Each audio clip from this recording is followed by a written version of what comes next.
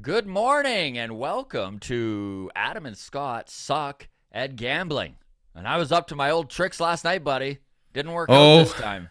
I know your old. As soon as I saw the Phillies were up 4-0 there in the second, I was You're like Scott's immediately. I'm like Astros. Scott's for sure betting on the Astros. And, Love those 9-1 odds, but yeah. they don't always work out. They very rarely do, which, pretty impressive game last night by those Philadelphia Phillies after more doubt put onto their ability to win this. I know both of us kind of were like, yeah, Astros in 6 even just yesterday. And, man, Philly refuses. And maybe it's the Phillies in 5 because is it Aaron or Austin? Andrew Nola pitching tonight. Andy Nola pitching tonight. If he could not steal one, but if he can get another one, and then Verlander's pitching for the Astros in Game 5, and he has never won in the World Series, so that's right. Statistically a guaranteed victory. So it is going to be interesting how the rest of this series plays out, especially with Philadelphia managing to save Alvarado and Dominguez in the bullpen, managing to, line things up so that they can go Nola and Wheeler here. We talked so much about the lack of depth in this Philadelphia Phillies team and how much deeper and stronger the Astros appear, but it hasn't been a problem. Got a little bit of luck with that rain out, managed to massage their pitching, line up again. I don't know, man. It was 5 dingers off Lance McCullers Jr. Do you think he was tipping his pitches? I know that's the big talk around baseball is his leg kick was different on his off-speed stuff, and they knew when that breaking ball was coming. I mean, okay, like for one, probably, yeah, right? We've seen it with Gossman. We've seen it with it happens. Yeah. It's those little details that get picked up on. I, for one, could never in a million years have the brain power to look at a pitcher mid-delivery and go, oh, low leg kick, this is a changeup, and then set up for it. Like, it would not help me at all. Oh, I'm the same, buddy. I was terrible at those. Remember the game where they'd give you 2 pictures side by side, and they're like, find the 10 differences. And I'm like, it's the same picture. It's the same picture. No, and that's how I feel about these like when they do show the delivery shots. I wish I had it ready. We'd pull it up, but and you see like, okay, the leg kick is clearly different, or the arm slot is different, or whatever the case may be. But it's like, good luck with a third of a second picking up on that. I mean, it's incredible. They can do it, which is amazing. But yeah, it's wild. Phillies are now, speaking of gambling, technically favorites to win the World Series with a 2-1 lead. So things have shifted. We are, of course, partnered with BetStamp. Very pleased to have them on board here with the walk-off, and they are an aggregating site. So basically, they're like Trivago for hotels, but for betting sites, and they just will organize which sites are going to pay out the highest on the same bets, if you know what I mean. So you're line shopping basically for who's going to give you the best odds, because if you're going to place a bet, you might as well make as much off of it as you can if you win. Right. So speaking of odds right now, across the board, seems like the Astros are plus 130. So bet 100, your payout is 130. Phillies are minus 150. So it's kind of the opposite there. Bet 150 to win $100. It's pretty standard. Looks like Cool Bet is the best odds if you do want to pick the Astros to come back. They're at plus 140 right now. So an extra $10 on your bet if that's what you want to do. Crazy. 100%. So I read an article from Jeff Passan this morning that was eye-opening to say the least. And basically it was highlighting the velocity that is being thrown in this year's World Series and this year's playoffs in general. So this is a little stat that he dug up. Back in 2008, which was the first year of StatCast, right? First year MLB started to track all pitch data. Pitchers threw 3 fastballs of 100 miles an hour or greater in the playoffs. 3 pitches that hit 100. This year, they are already at 164 pitches thrown at 100 miles an hour or more. I mean, Jose Alvarado with the Phillies. Big lefty. He's touching 103, dude. Like, he's throwing sliders at 99 miles an hour. Like, I don't even know how you compete. Like, when he's hitting the zone, good freaking luck. Another little thing to think about here. The Astros manager, Dusty Baker, right, gets in trouble. He has the ability to call down to his bullpen, and 5 guys are throwing at least 98 miles an hour on any given night. All 5 of them have hit triple digits. 20 years ago, that's a Hall of Fame pitcher. Yeah. Right? If any one of those pitchers pitched what they're pitching now in 1995, that's Hall of Fame. It's untouchable. Like, the average fastball is 95.3 miles an hour in 2021. Or, 2022. 95.6 miles per hour in this World Series. It's insane. Just to put this in perspective, we talked about this earlier in the week, but the Blue Jays in their entire system, okay, low A, high A, double A, triple A, and the Blue Jays, they have 4 guys, and that's including Jordan Romano, that hits triple digits. Yosfer Zuleta, Nate Pearson, TJ Brock are the other 3. Is this a deficiency within the Blue Jays system? I mean, you look at the trends, you look at who's in the World Series right now and what they're throwing out there. You look at the stat of 164 pitches have touched 100 miles an hour in this playoffs.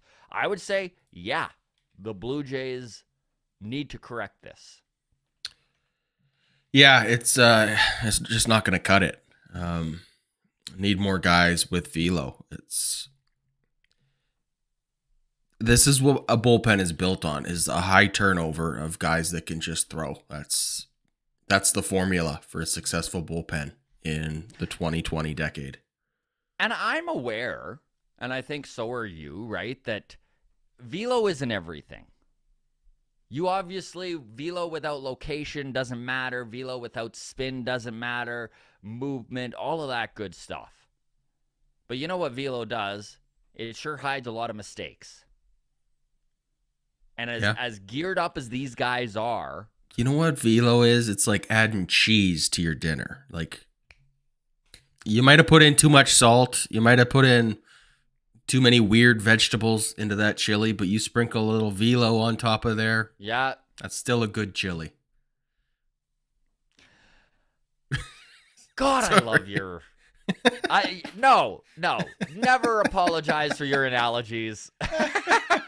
All right, I'm sorry. Never apologize for your analogies. Yes, the best co-host in the biz and the best analogy king around. That's why we're here. All right, well, while we're talking a little bit of Blue Jays, let's wrap up on Gold Gloves announced yesterday.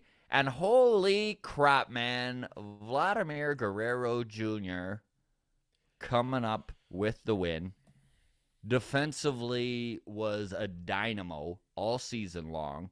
We saw glimpses of this in 2021 to the point that we even had talks on the walk-off here about could Vladdy down the road be a Gold Glover. We both figured he had the ability to do it, and here we are, maybe even a little ahead of schedule, man. I mean, as soon as he moved to first, we were both having these talks. And I think even when we had like real baseball minds on, Jeff Blair and whoever, and we would bring this up, they would kind of laugh at us like, whoa, they would poo-poo it like, a little. No, like, he's good. He's not that good. Yeah, let's reel it in, boys. Look, he's that good.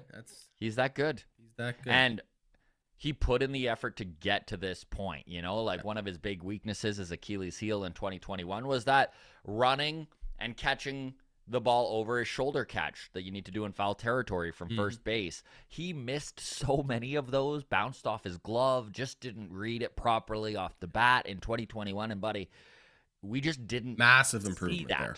We just didn't see that this year. So a big congrats to Vladdy. Well-deserved. I know Yankees fans are losing their mind that Anthony Rizzo was the better defender. Obviously, Yankees fans, just their tears about this in general is heartwarming to me. It adds a little bit of spice. I was going to say, it's a little bit of cheese sprinkled on top. Yeah, a little cheese on there. Yeah, those Yankees tears. It's like Velo. Just throw it on there. Yeah, just delicious. Make it a little bit better. All right. So I want your opinion on Matt Chapman, who was a finalist for the Gold Glove at third base. Obviously, his defensive metrics showed that he had declined in comparison to last year when he had outs above average of 17, and I think he was at 0 or just below that. You know, his defensive metrics didn't like him this year, but the eye test sure did, and I think that's why he was nominated. Ramon Urias of the Orioles wound up taking this one. He played 83 games at the hot corner. Do you think that's enough? That's a half a season. That's great. Yeah. No, it seems weird, right? Yeah, I mean, this is some research I'm going to have to do, or maybe someone in the comment section can help.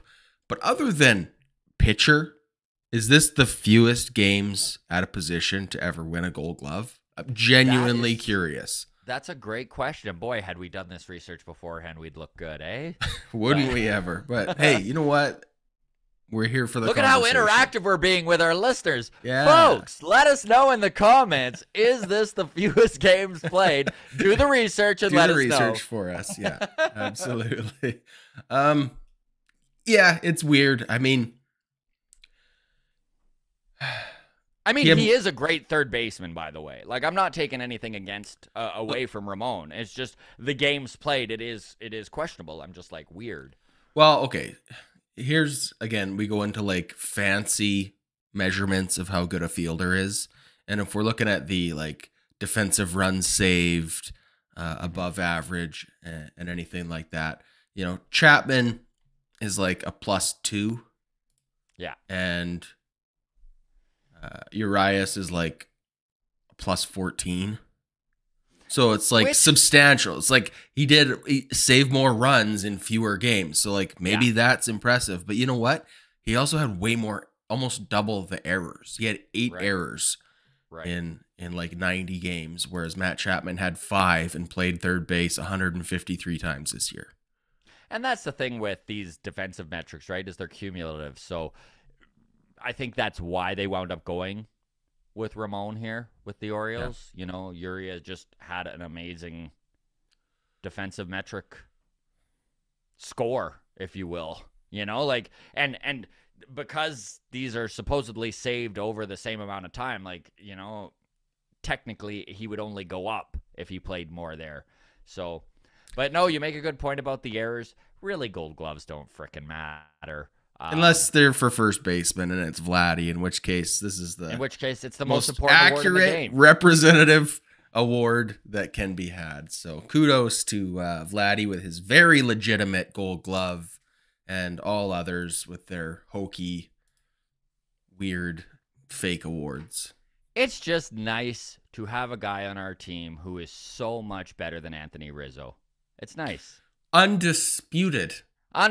There's not even an argument to be had here, especially when it comes to defensive prowess. Yes. We both found the same word. Look at us. Anthony Rizzo's okay. Like, he's pretty good. I'll say sure. that. I mean, he's fine. He's serviceable, if you will. He's a serviceable first base. He's not a Gold Glover this year. No, of course not. Good God.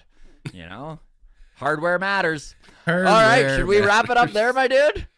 Well, we got one last thing to talk about. Charlie Montoyo found another job. So Charlie kudos to back in the position he belongs. As a bench coach, he excelled at that position with Tampa Bay. A big tip of the hat to Charlie Montoyo. Back in MLB with the Chicago White Sox. And you feel good about it? 3 months unemployed. That's it. I think it's I'm reasonable. Pleased for him. Yeah, he did not do a horrible job with the Blue Jays. He navigated us through some difficult times and a rebuilding young core. I think and if he's not making the decisions as to who's coming out of the bullpen, I think it's a great hire. You know, he seemed to be well liked in the clubhouse. I think that's an important quality with this new era of kids playing baseball and everything like that. So tip of the hat to Papa Charlie, and best of luck in Chicago. 100%. Thank you so much, everybody, for listening. A big tip of the hat to our sponsor, BetStamp. Of course, you can use the code WALKOFF when you sign up for BetStamp. They're an aggregating site that are going to give you the best odds while you're line shopping site to site. All right, everybody. Thanks so much for joining us. We will see you. Are we going to do a show tomorrow, bud?